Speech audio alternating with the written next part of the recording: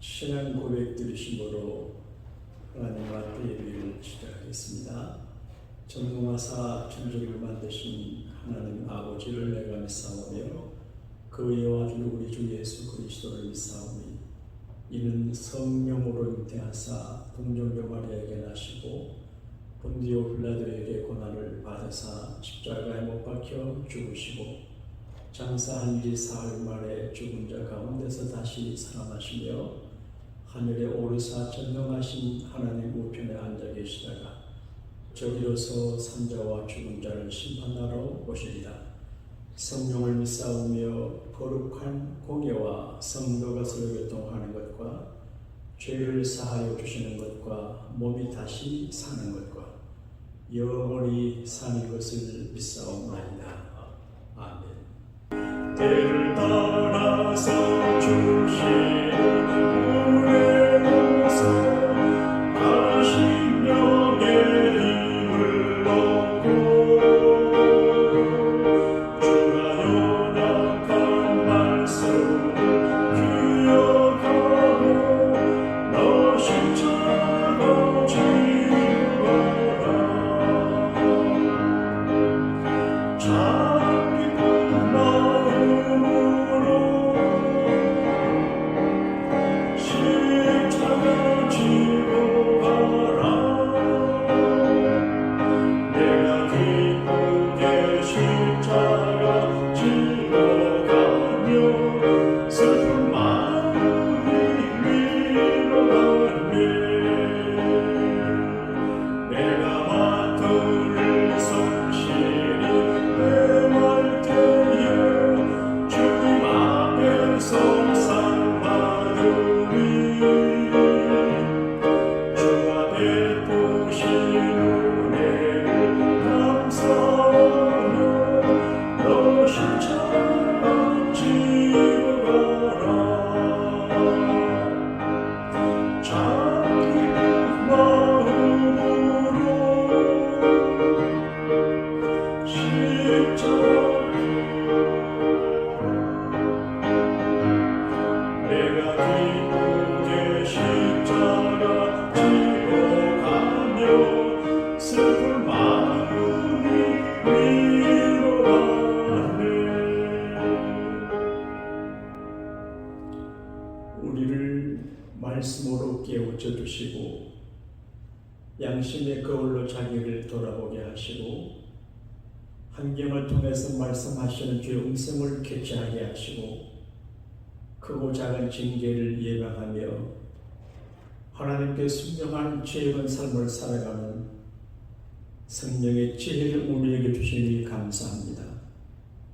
오늘도 주를 경외하고 주님 의지하고 우리의 사명을 아뢰고 기도할 일들이 너무 많아 하나님 앞에 기도하는 마음으로 시간을 갖사오니 우리의 경건한 예배를 받으시고 사랑하는 교우들의 형편과 처지를 따른 절실한 기도를 응답해 주셔서 교회 안에 교회 밖에 가정에서 직장에서 사업장에서 사랑하는 우리의 자녀들 삶의 현장 한국과 미국과 세계에 대학에 군대에 여기저기 흩어진 사랑하는 이들의 은혜를 오늘 결제받는 아침이 되게 하여 주옵소서. 악한 원수 사탄 마귀 더러운 귀신 병마 흉악한 사망의 권세를 절거하사 해냄과 상함이 없게 하시고 허락하신 삶의 군복을 다 받아 누리는 슬기로운 축복된 저들이 되게 해 주옵소서. 오늘도 주님과 함께 동행하는 행복한 하루가 되게 해 주옵소서. 구주 예수님 이름으로 감사 기도하옵나이다. 아멘. 자, 오늘 우리에게 지혜를 주는 하나님의 계시 말씀인데 잠언 3장 11절 같이 봉독을 하겠습니다. 내 아들아 여호와의 징계를 경외하지 말라. 그 꾸중함을 싫어하지 말라. 우리가 인생을 살아가는데 필요한 것이 많이 있지만 그 중에도 지혜가 많이 필요한 것을 깨닫게 됩니다. 지혜. 부분적인 지혜도 있고 그리고 완전한 지혜도 있습니다. 가끔 우리가 내가 지혜롭다고 생각하지만 한쪽만 보고 이쪽을 보지 못할 때가 있습니다. 그래서 perfect wisdom, 완전한 지혜는 하나님의 지혜인데 하나님의 말씀에 근거한 하나님의 지혜가 완전하다 성경이 말합니다. 일상적인 생활에도 지혜가 필요합니다.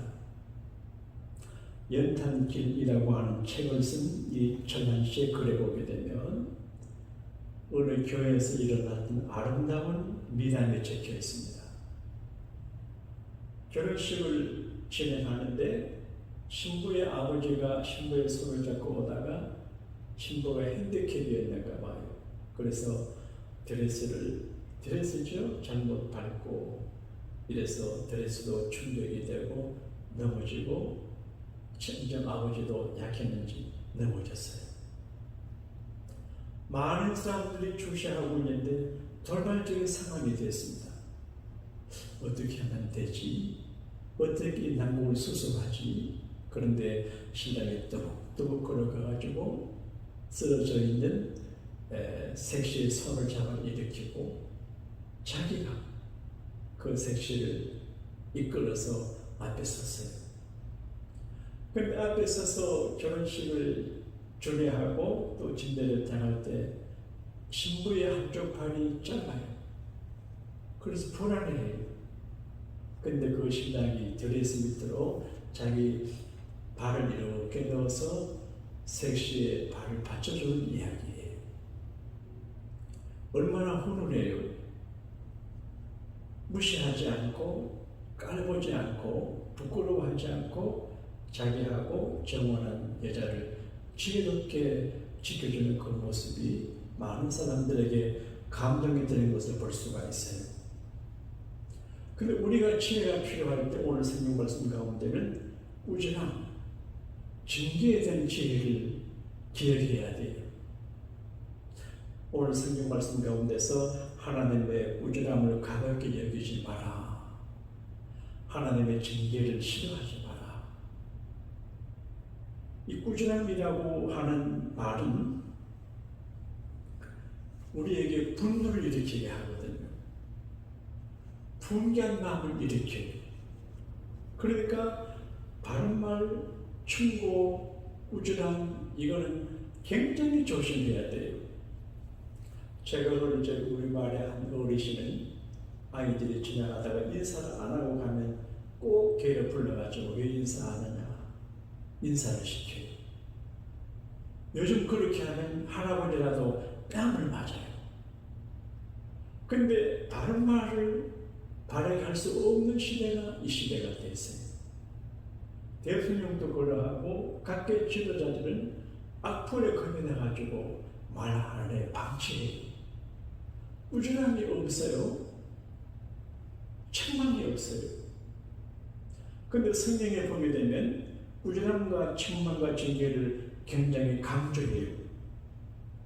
옳은 길을 저버리는 사람은 엄한 징계를 받고 책망을 싫어하는 사람은 죽임을 당할 것이다. 잠언 15장 10절이에요.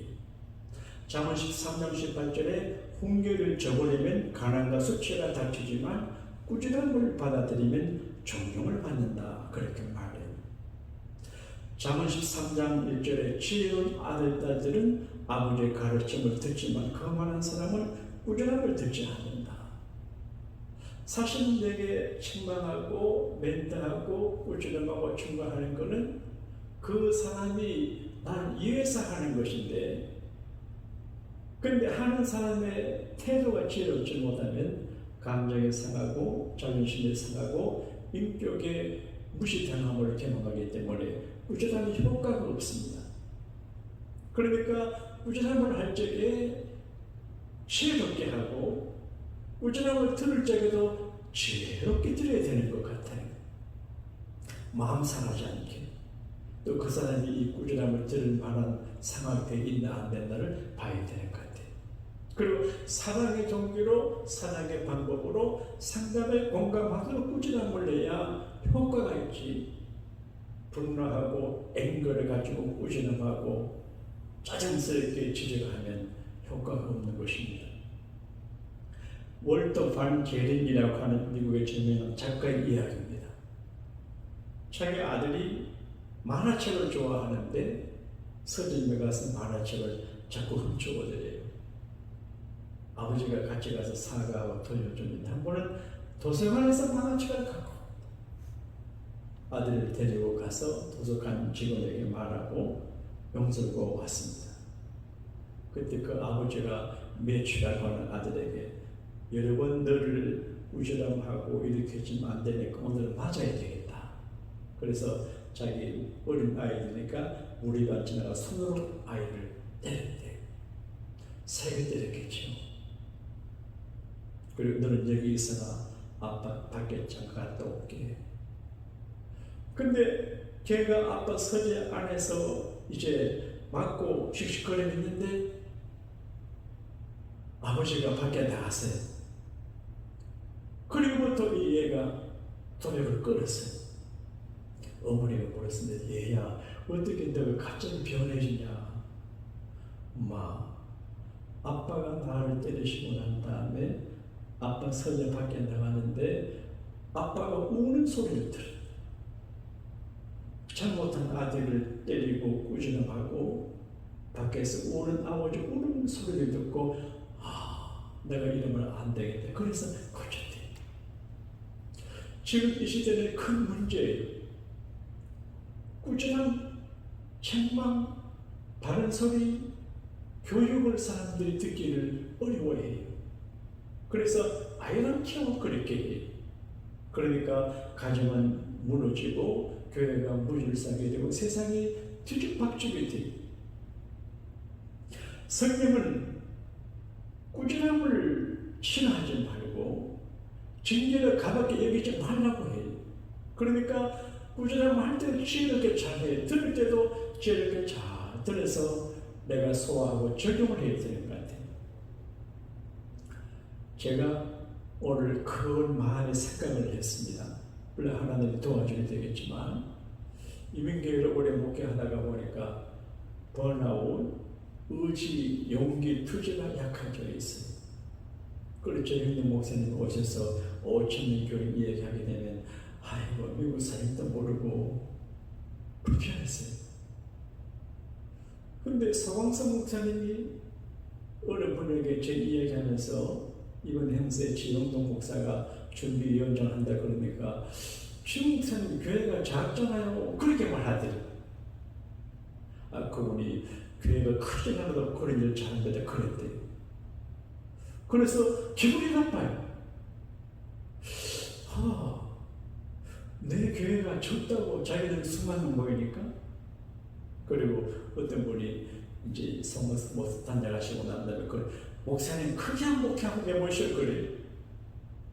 그래서 오늘 이 말씀 준비하다가 하나님께서 나에게 하시는 메시지구나. 오랜 이민 생활에 기죽고 불죽고 의기자돼가지고 그저 이렇게 현상 유지하는데 그것만 나에게 그러지 말라고 말씀하시는 것 같아요. 그래서 그런 말을 들을 때는 부담이 되지만 오늘 제가 자문을 강의에 준비하면서 그럴 적에 이렇게 들려오는 음성을 기다려 들어야 되겠다 그런 생각이 들어요. 그러니까 여러분도 마찬가지. 듣기 거북한 말 그런 말들이 굉장히 기분 나쁘지만 그래도 지혜롭게 잘 들어야 되고 또 잘 해야 되겠죠. 징계를 가볍게 여기지 마라. 하나님의 꾸준함을 잘 들어야 돼요. 하나님의 꾸준함, 하나님의 징계를 영어로 디스플린이라고 훈련이라고 그래요. 하나님의 징계, 하나님의 교육 커리큘럼이에요. 하나님은 좋게 말씀하세요. 양심으로 말씀하시고 성경 읽을 때 성경 말씀을 말씀하시고 혹은 설교자 통해서 말씀하셔요. 좋은 말을 할 때, 좋게 말할 때 그 말씀을 귀담아 들어야 되는데 사람들은 귀담아 듣지를 않아요. 근데 하나님께서 좋게 말해도 안 되고 이렇게 저렇게 해서 말을 해도 깨닫지 못하면 하나님께서 징계를 하세요. 그 징계 1차가 환경을 징계해요. 어려워지게 하고 일이 뒤틀리게 하고 여러 가지로 골치 아픈 일이 일어나게 해요. 그래도 깨닫지 못하면 직접 징계를 해요.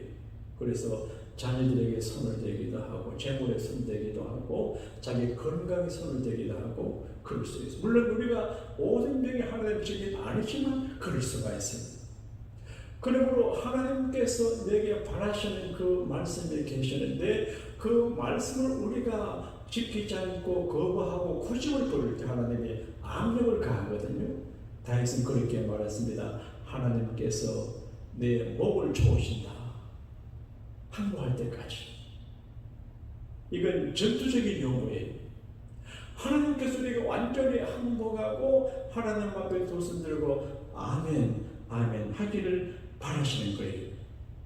그래서 그 징계, 하나님의 징계가 가끔 아플 수가 있어요. 하나님 왜 내게 이런 일을 주신 이렇게 할 수 있어요. 근데 성경은 말하기를 하나님은 우리를 사랑하시는 하나님이시기 때문에 우리를 징계하시지 우리가 하나님의 자녀가 아니면 아이들키 하신다는 거예요. 세상에는 하나님 안 믿고 믿음으로 살지 않아도 악을 행하면서 잘 되는 사람은 그냥 내두는 거예요. 대지 살인받으시 아이들키 해요. 근데 성도들 믿음으로 살아가면서 하나님을 인볼브 하셔서 번거롭게 지도를 잔소리를 하세요. 근데 징계의 목적이 있습니다. 징계는 더 큰 재난을 막아내는 예방적인 조치이기도 하고 이 징계를 통해서 우리가 하나님께 돌아와서 하나님의 축복의 그릇이 되게 하는 거거든요. 꾸준함을 싫어하고 지적을 싫어하면 낭비를 당합니다. 쉬운 이야기로 오늘 말씀 마칠게요. 우리 어머님은 일본에 계시던 곳에서 저희들을 시골에 살았지만 조금 더 진보적으로 이렇게 바르게 가르쳐 주셨는데 이런 이야기를 하시더라. 어느 가정에 아들이 어려서 훔쳐왔어요. 방을 훔쳐오고 친구 집에 노트 작은 훔쳐오는데 어머니가 지적 안 하고 방치했어요. 그런데 이 소년이 청년이 되고 어른이 돼서 큰 죄를 짓고 살인을 당하게 됐어요. 사형 집행관이 마지막으로 할 말이 없나 보니까 내 엄마를 불러주세요. 엄마가 보고 싶어요. 그래서 어머니가 왔어요. 그런데 어머니가 오니까 어머니를 가까이 오게 해서 엄마 젖을 먹고 싶다. 엄마 젖. 그 죽어가는 아들이 엄마 젖을 먹고 싶다 하니까 엄마가 가서 가슴을 열고 젖을 빨렸어요. 그런데 그 아들이 엄마 젖을 깨물었어요. 어머니가 아프다고 소리 질렀어요. 사람들은 그 사람을 보고 저 훌륭한 놈 봐라. 마지막 죽어가면서도 어머님을 괴롭힌다. 그렇게 말하는데 이 아들이 울면서 말. 내가 어릴 적에 우리 어머님은 내가 어디가 뭘 훔쳐도 기뻐하고 좋아하고 너무나 잘했어. 그때 어머니가 나를 꾸짖음하고 징계했으면 내가 이렇게 사형수가 되지 않는데 그 이야기가 생각이 나요. 물론 잘못된 잔소리, 징계, 꾸짖음 문제가 되지만 사랑에 근거한 지혜로운 꾸짖음과 징계를 우리가 받고 활용을 하고 소화하면 큰 불행을 막아낼 수가 있습니다. 이 은혜가 여러분에게 함께 하시기를 주님의 이름으로 축복합니다. 준비되면 하늘에 계신 우리 아버지여 이름이 거룩히 여김을 받으시오며 나라의 임하옵시며 뜻이 하늘에서 이루어진 같이 땅에서도 이루어지이다. 오늘날 우리에게 일용할 양식을 주옵시고 우리가 우리에게 죄진 자를 사하여 준 것 같이 우리 죄를 사하여 주옵시고 우리를 시험에 들게 하지 마옵시며 다만 악에서 구하옵소서. 내게 나라와 권세와 영광이 아버지께 영원히 있사옵나이다. 아멘.